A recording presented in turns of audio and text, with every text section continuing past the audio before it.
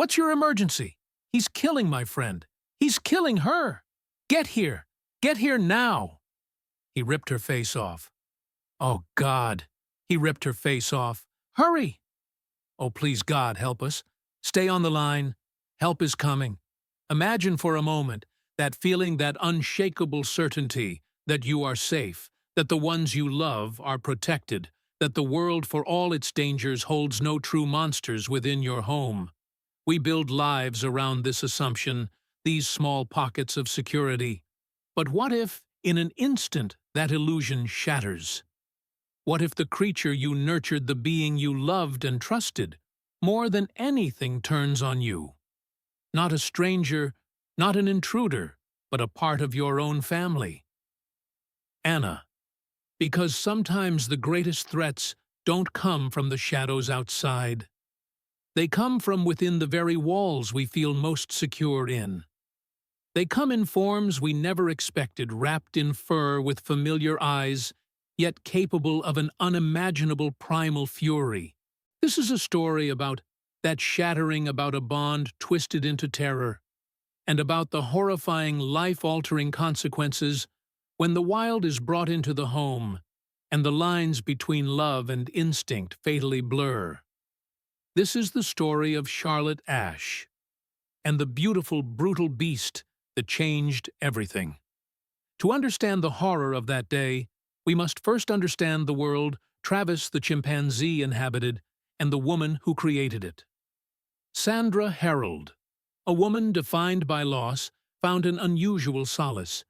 Her only child, a daughter named Sue, tragically died in a car accident. Years later, her husband, Jerome, succumbed to cancer.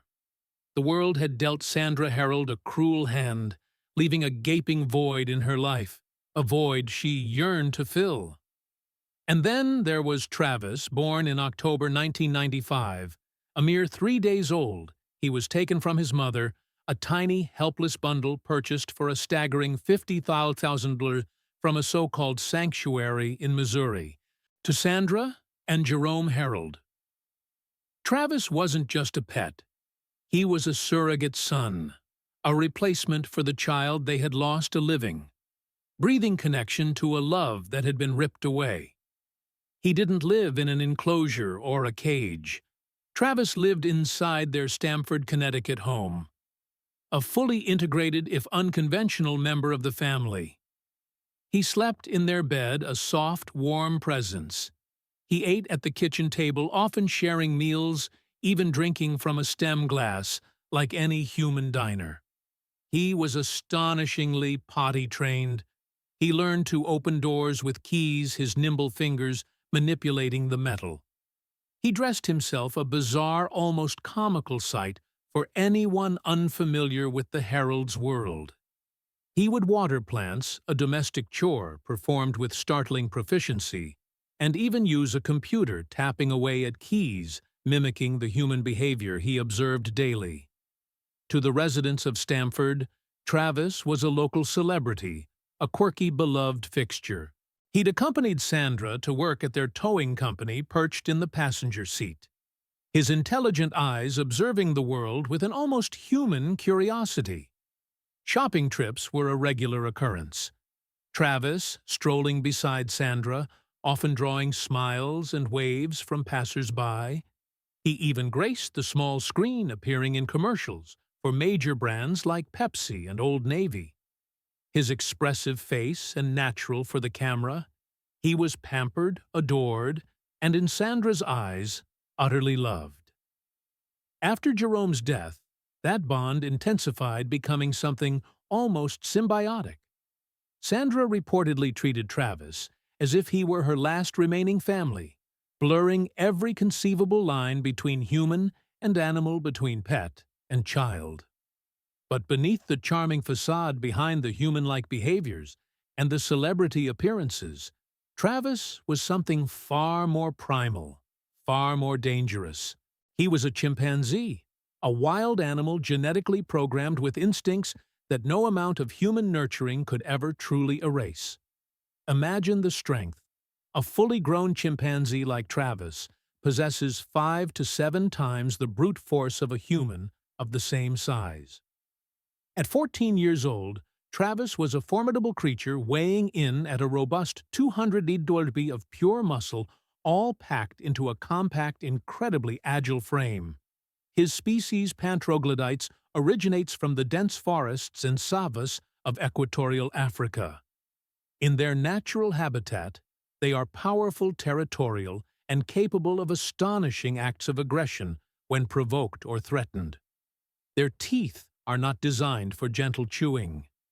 They are formidable weapons capable of tearing flesh and crushing bone. Their hands, while capable of delicate manipulation, are also designed for powerful grips for climbing and for tearing. And Travis had shown glimpses of this latent wildness before. Back in 2003, years before the unspeakable happened, there was an incident. Travis, ever the curious wanderer, had managed to escape from Sandra's car. What followed was a terrifying display of his raw power. He held up traffic, a furious, confused ape in the middle of a busy road. He even chased a pedestrian, his intent unclear, but the fear palpable. Police were called, and it took a 2-hour chase to finally subdue him. It was a clear warning, a stark reminder, that despite the domesticity, the wild animal within was always present, always simmering beneath the surface. Primatologists, experts in the behavior of apes, had issued dire warnings. They stated unequivocally that Travis was an adult, fully sexualized chimpanzee. They stressed that he was a potential danger, a ticking time bomb of instinct and power. Yet despite these warnings, and despite existing laws prohibiting private primate ownership, authorities did not intervene.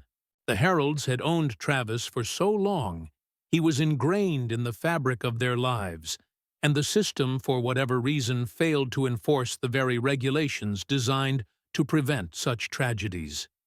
No one could have predicted the sheer scale of the horror that was about to unfold, but the signs in hindsight were tragically clear. The incident in 2003 wasn't an isolated anomaly. It was a prelude, a flashing red light ignored, while Travis continued to live his pampered, human-like existence. The underlying tension, the inherent wildness, began to fray at the edges of Sandra's carefully constructed reality. Small shifts in his behavior, subtle cues, hints of agitation that might have been dismissed as a bad mood or a playful nip were in fact tremors before the earthquake. Sandra, perhaps blinded by her deep affection and the role Travis played in her life, may have rationalized these changes. He was moody, she might have thought, just like a human teenager. He was protective, like a loyal son. But the warnings from outside grew louder, if only for those willing to listen. Expert primatologists reiterated their concerns, their voices echoing in the void of public consciousness. A chimp, especially an adult male, is an apex predator. Their intelligence is remarkable, but so is their capacity for unbridled aggression, especially when under stress or feeling threatened. The Herold's home, once a sanctuary, began to subtly transform into a pressure cooker. The very boundaries that defined Travis's humanity became flimsy, stretched to their breaking point. The safety protocols, if they ever truly existed beyond Sandra's unwavering belief in Travis's docility, slowly eroded. Perhaps a gate was left unlatched more often. Perhaps the strict routine that kept him calm was occasionally disrupted. Perhaps more insidiously, Sandra's own grief and reliance on Travis meant she overlooked behavioral shifts that a more objective observer would have found alarming. There were whispers, too, among local animal control officers of the Herold's unique pet. But the legal framework, or rather the lack of its rigid enforcement, allowed Travis to remain. He was grandfathered in a loophole in the system that would prove to be a death sentence for one, and a life sentence of unimaginable pain for another. The comfortable illusion that Travis was simply a big baby began to crack, allowing glimpses of the raw, untamed power that lay coiled beneath his fur. The final terrible escalation was not a sudden burst, but a slow, almost imperceptible creep towards the inevitable. Each ignored warning a step closer to the precipice. And on one cold February day, all those ignored warnings would converge in a brutal, horrifying climax. The February 16th, 2009, a seemingly ordinary Monday in Stamford, Connecticut. The air was crisp, the winter chills still clinging to the morning. For Charlotte Nash, it began like any other day. A friend, an employer, a familiar face in her life. She had no idea that by evening, her world, her very identity would be irrevocably shattered. Sandra Herold, Travis's owner, recalled him being agitated after lunch. A creature of habit, perhaps his routine had been disturbed, or perhaps a primal instinct long suppressed was beginning to stir. Whatever the trigger, Travis was not himself. His usual playful demeanor was replaced by a simmering tension, a restless energy that made Sandra uneasy. In a desperate attempt to calm him, to bring back the gentle human-like companion, she knew Sandra made a fateful decision. She gave him Xanax, a powerful tranquilizer, mixed into his tea. A drug intended for human anxiety, now administered to a 200-dealer chimpanzee. Its effects unpredictable, potentially exacerbating rather than mitigating his agitation. Later that afternoon, the situation worsened. Travis, usually so amenable, had gotten out of his enclosure. Perhaps the Xanax had disoriented him? Perhaps it had intensified his underlying agitation. He was outside, moving with an unnerving purpose. Sandra, increasingly frantic, knew she needed help. She called the one person she trusted implicitly, her friend and employee, Charla Nash. Charla, unaware of the lurking danger, agreed to come over. Her intention to simply help coax Travis back into his rightful place. A simple task, she must have thought. A minor inconvenience. Charlotte arrived. The familiar Herold home. The familiar chimpanzee. She stepped out of her car, perhaps calling out Sandra's name, perhaps a greeting for Travis himself. And then, in a terrifying split-second blur, it happened. Without warning, without a sound of aggression, Travis, the beloved son, the celebrity chimp, launched himself at her. He latched onto her face. Not a bite, not a scratch. A tearing, ripping motion. His immense strength, his razor-sharp teeth deployed with the efficiency of a wild predator. Charlotte's screams were immediate, piercing, but quickly distorted, choked by the horrific damage being inflicted. Sandra Herold watched paralyzed for a moment by the sheer unimaginable brutality unfolding before her eyes. Then primal instinct took over. She grabbed a shovel, a heavy blunt instrument, and began to beat Travis, raining down blows on his back, on his head. Sandra Herold. Stop. Stop it, Travis? No. My God, what are you doing? He's killing her. He's killing Charlotte. But Travis was relentless, lost in a savage frenzy. The blows with the shovel had no effect. He continued his grotesque assault. Sandra, desperate, utterly desperate, ran inside, grabbing a kitchen knife. She returned, plunging the blade into Travis again and again. Sandra Herold. I have to stop him. I have to forgive me, Travis. Forgive me. But she's dying. The knife designed for cutting food was no match for the animal's thick hide and savage determination. The chimpanzee, now wounded and enraged, only doubled down on his attack. Charlotte's cries had diminished to whimpers, gurgles. The scene was one of unimaginable horror. A blood-soaked nightmare unfolding in a quiet suburban driveway. Sandra Herold stumbled back into her house, her hands shaking, her voice barely a whisper, a desperate plea clawing its way up her throat. She fumbled for the phone, dialing 911. Her one lifeline to a world that could still make sense of this madness. Sandra Herold. He's ripping her apart. Oh my God. He's eaten her. 911. Operator. Ma'am, who is eating? Who? Sandra Herold. My chimpanzee. He's ripping my friend apart. Please. He's got her face. He's got her face. Within minutes, the first responders were on their way. Police officers, their sirens wailing, approached the quiet street, utterly unprepared for the scene they were about to witness. Officer Frank Chafari, a veteran, found himself staring into the primal abyss. Officer Chafari, this can't be real. A chimp, what the hell? As the patrol car pulled up, Travis, now an unhinged engine of fury, turned his attention to the new threat. The lights, the noise, the human figures. He saw them as an intrusion, an escalation. He launched himself at the police cruiser, a 200-libra projectile of muscle and rage. He shattered the driver's side mirror, then lunged at the front door, his powerful fist pounding against the metal, his teeth gnashing at the window. Officer Chafari, trapped in the confines of his vehicle, stared into the black, furious eyes of the attacking ape. There was no reasoning, no calming this creature, only pure, unadulterated aggression. Officer Chafari, he's coming through. He's going to kill me. He's going to kill us all. With no other option, facing an unprovoked, life-threatening assault, Officer Chafari raised his weapon. 4 shots rang out, precise and deadly. Each bullet found its mark.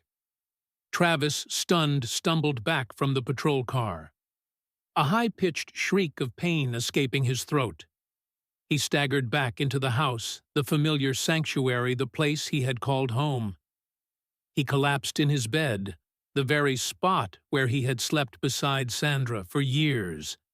And there, the great, powerful chimpanzee, the beloved Travis, finally succumbed to his wounds, bleeding out. His rampage ended. While police secured the scene, paramedics rushed to Charlotte Nash.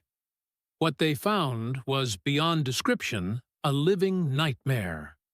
Witness accounts later recounted to media, and investigators spoke of the profound shock, the sickening realization of the true scope of the tragedy. The air hung heavy with a metallic tang of blood, and the pervasive, terrifying silence that follows an act of extreme violence. The immediate aftermath was a blur of frantic activity, a desperate race against time to save Charlotte Ash's life. Doctors at Stamford Hospital and later at the Cleveland Clinic faced injuries so horrific they were unprecedented. Charlotte had lost her eyelids, her nose, her lips.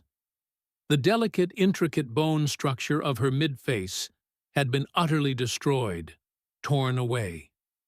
Most of her fingers were gone, severed in the brutal attack. And perhaps, most devastatingly, she was permanently blinded. The world she knew, the faces of her loved ones, the simple act of sight vanished forever. The surgical teams worked tirelessly, performing extensive operations.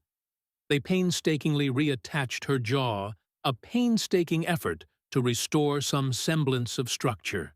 They meticulously removed chimpanzee hair and fragments of teeth embedded deep within her facial bones, a horrifying reminder of the intimate, violent nature of the assault. Her road to recovery was, and continues to be, agonizingly long, marked by countless procedures, immense pain, and an unimaginable psychological burden. Years later, she would undergo groundbreaking experimental surgeries, a full-face transplant, offering a new, yet unfamiliar visage, and a double-hand transplant. Though complications later forced the removal of the transplanted hands, the news of the attack reverberated across the nation and, indeed, the world. It sparked an immediate and furious debate, a national reckoning with the ethics and legality of private ownership of exotic animals. How could such a powerful wild creature be kept as a pet in a suburban home? Why were the warnings ignored? Animal rights activists, lawmakers, and ordinary citizens weighed in their voices a chorus of outrage and concern, and, There were calls for stricter legislation for a complete ban on the keeping of wild animals in residential settings. The incident became a grim case study, a stark example of the catastrophic consequences of blurring the lines between the domestic and the wild. Sandra Herold, the woman who had loved Travis so fiercely, was left utterly broken. She was already reeling from years of profound loss. Now the creature she considered her last link to family, the surrogate son she had poured her love into, was dead, killed by the very authorities who had come to save her friend. And her friend Charlotte was disfigured, blinded, her life irrevocably altered by Travis's rampage.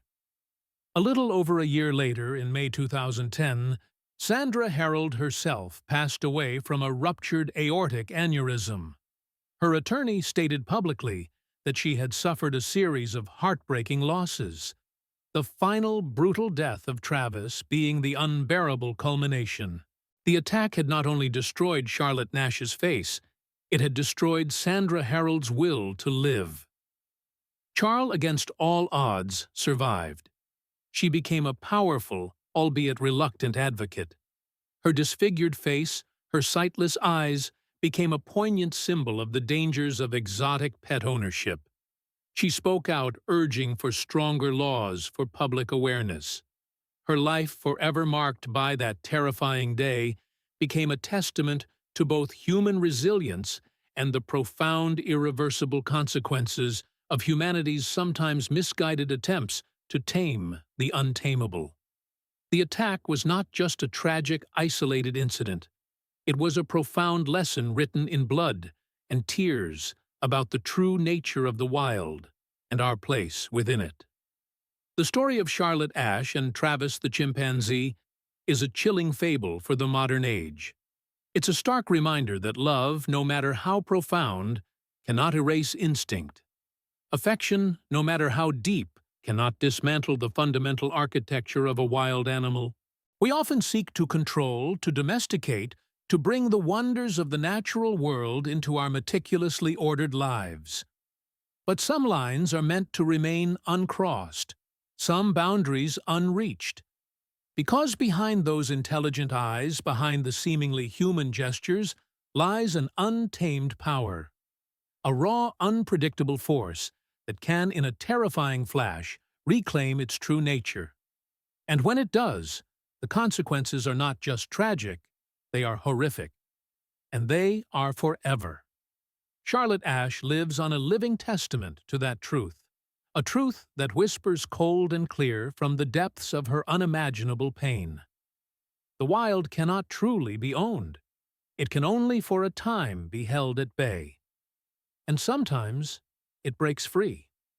And then there is only the horror.